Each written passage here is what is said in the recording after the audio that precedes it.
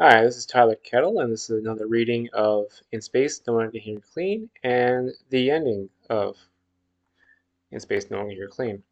February 16th, 2032. I haven't talked to you in a while. Of course, I've written and shared writings with my therapist, but I believe that should stay between my therapist and I. You understand, right? I returned to Earth, by the way. We got back about a month ago. All of us had to go through this process, making sure that we didn't catch any sort of alien disease during our time away. I'm good, by the way. It's all coming back. Everything seems different. I was walking in the park and I touched this leaf hanging off a lone plant. It felt smoother than before. At that moment I saw the sun and it seemed brighter, more intense. Everything is more intense. Like I'm actually feeling things for the first time in my life. I would not say it's overwhelming. Okay, maybe a little. I know I am different. How can I not be? After everything, there is no going back to who I was, the life that I had. Speaking of my life, that's what you want to know, right? I'll give you the short-ish answer. Steve and the others returned to parades and TV interviews. My story about what happened in space was swept under the rug, classified beyond classified, as I expected. I never thought that Steve would answer for anything that he did. I did have a little hope, but the CSA dashed those hopes pretty fucking quick.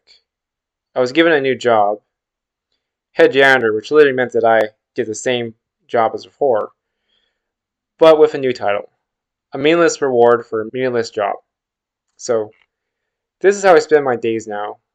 Not that much different from how I spent them before. I make a little more, and I get to order two people around, but that's it. I don't think this was worth going to space and giving up almost 2 years of my life for. But I am alive. I guess that's worth it. Now I cycle to work, punch in, clean, and go home. Not that much different from before. However, at least I don't have to take portal detours. I still find myself looking to the stars, wondering if Marcus will come down and talk. I still wish for that, hope for that. Maybe someday. Hang on. Before we go any further, let me tell you about Roxanne. Seeing Roxanne. I remember walking up the steps to my old apartment, my bag in my hand. The CSA had paid the rent on the place so I wouldn't be homeless when I got back.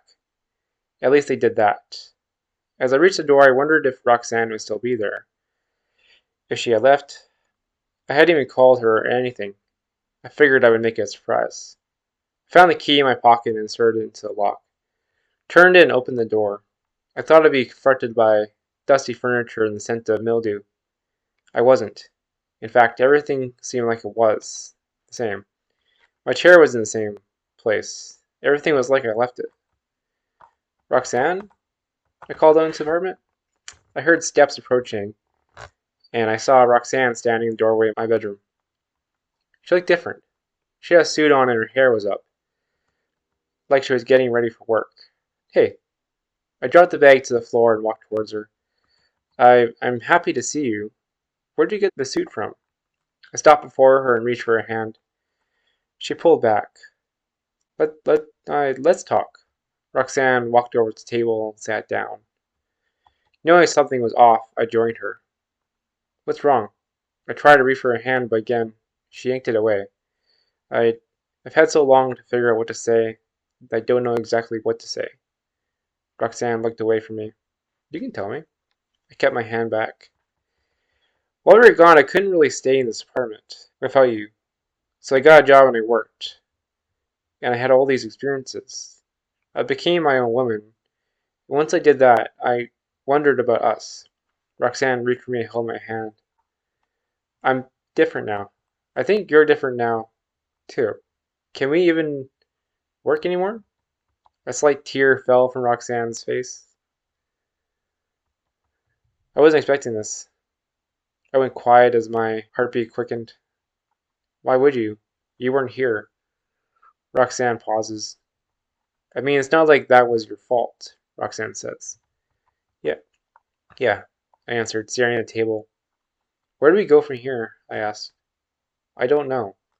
Roxanne rises from the table and walks over to the door. I have to go to work. Maybe there is a way back to us. I just don't know. She places her hand on the doorknob.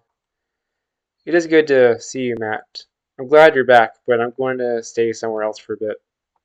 Roxanne leaves the apartment as I sit there at the table. Alone and with my heart broken, I have no idea how long I sat there. February 16th, 2032 continued. Now you know. It's been a few days since the breakup. I've almost texted Roxanne once in a while, but I never send a text. Guess I'm too scared or I just want to give her space. I don't know if we will work our way back to us. Maybe we are too different now. Perhaps there is no going back. But I still have hope for us. Is that naive?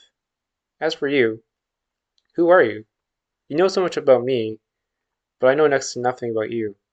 After I'm finished writing this, I'm going to upload this to the internet so others like you can read it. Do I do this to offer up some other narrative of what the CSA and NASA has given the public? A way of publicly outing Steve and the others? Not really, but it is a nice benefit. I do it so others hear my story.